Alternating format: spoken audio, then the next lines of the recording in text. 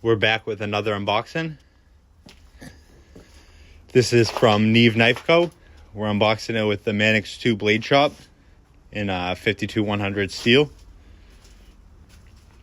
I tried doing the unboxing live and there was just too much background noise, so I decided just to record over it. I ended up taking a Dremel to fix up the where I missed the DLC a little bit, so it's a little more even. And I want to say shout out to Robert Jones. He's the one who notified these were back in stock.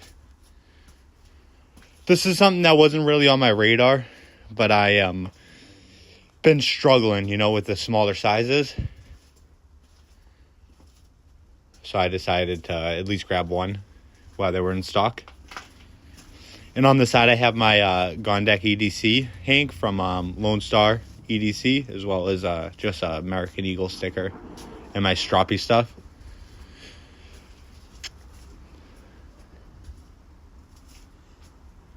Yeah, the shipping was pretty fast. I'm really happy with that. Pretty cool sticker. Probably end up in a giveaway, this sticker. And look at that. Nice big chunk of aluminum. Pretty hefty, I was happy. I usually strop on a balsa wood just because it has a little more give. So you less rounding over the edges and stuff. You can more forgiving. But it also takes a little bit more wear if you're not careful. If you cut into it, it will definitely cause a little more wear, I guess. And the leather I've had before, it just sometimes comes rounded on the corners, and I don't know, just not the quality I was looking for. But this one is really nice. And right now I'm just deciding what I want to add. I have the 6 micron and the 1 micron and a 0.25 micron.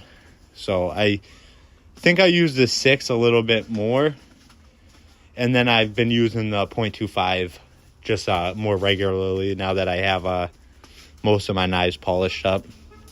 So just to keep it going, I just keep using the 0.25 just to keep it nice and shiny.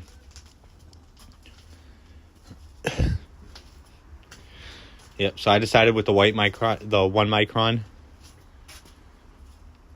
only a little bit left. I had enough to do this and probably load up my 1x6. And the diamond emulsion can be expensive. I think I paid right around $20 a bottle. And you want to get your own, each micron has its own strop, because if it doesn't, you'll end up having to clean it every time and go through too much emulsion. It's just not cost effective. So it is good. And even the small 1x6s are anywhere from $13 to $22, so it's not really a big jump in price. This was right around the $45, I believe. So you're mainly paying for a big chunk of aluminum, if you ask me, but it's a really good strop. Really flat, came really premium leather on top. I was really happy with that. Yeah, and it's just a lot bigger. It just, for my I was having trouble with my fingers getting in the way sometimes. Yep, so we load it up and then let it dry, and I take a couple passes, and then off camera I did end up adding a couple more squirts in there.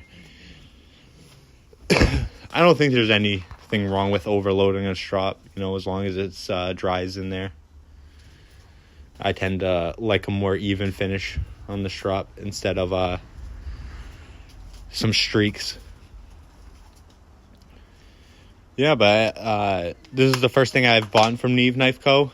I look at it sometimes to see the stones and stuff, but just usually find like a better retailer for things. But I think this is pretty cool. I'm really happy with it. Yeah, and again, shout out to Robert Jones. He's also has a channel. He's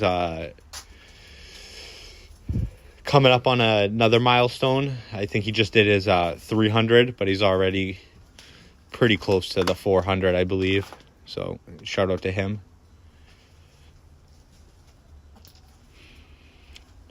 Yeah, so how often do we guys strop? You know, I probably strop every day.